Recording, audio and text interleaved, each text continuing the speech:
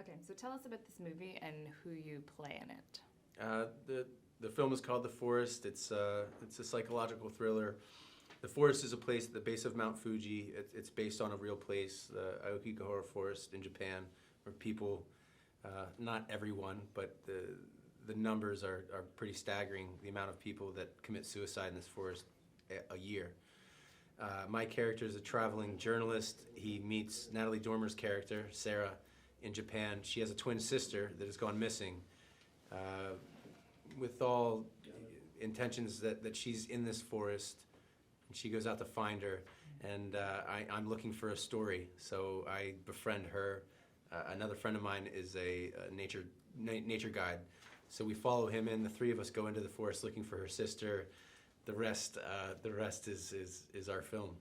Cool. So this is a real forest, as you mentioned. Yeah.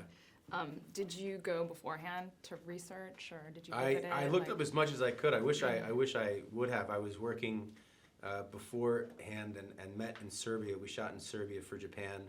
Natalie Dormer, I think she spent maybe 2-3 weeks in Tokyo, and they shot there for a while. But I didn't. But there on YouTube, there's actually a great. It's a Vice documentary. These journalists go and you get to see. You get a good sense of this place and what it is and why it is pretty creepy. Even in that little documentary, the film, they're walking around and you see a noose, you see someone camping, or you see something off the beaten path, and it's eerily quiet. There's no wildlife, and you kind of get a feel for why and how things happen like this there, and easy to get lost too. So what were the toughest scenes for you to shoot, like physically?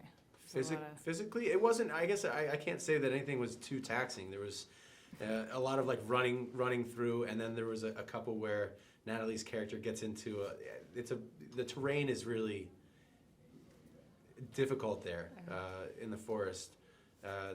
Sinkholes, caves, roots and all of that. So the running and stuff is one thing, but she got into a couple spots, and I have to get her out. And my intentions, maybe good, maybe bad, but I'm doing my best. Those were a bit trying, but it wasn't horrible. It wasn't horrible. I had a really good time making the project, and anything I had to do in terms of stunts, I did them on my own. So, and I'm like, I like that stuff anyway. Right. So what was it like to work with Natalie? It was great. I think that's always a variable where you're going to work with somebody. I knew of her, had never worked with her, and you don't know if chemistry is going to be there or not, just in terms of a scene partner. And we hit it off. We had a great time. We're working on something that has pretty dark content, so you entertain a little bit of levity into the picture, and it just helps. Like, so we're able to laugh and carry on. But creatively, also with the director, Jason Zada, if I had a question or if I had an idea, it was open ears. Natalie as well. If I said, you try this, or can I try this, or if you want to go here, let's. And it's just it's a bit of a dance, a bit of a tennis match, and it's you have to have an open partner. Right. And so, hats off to her. She was great. I really enjoyed working with her. Yeah.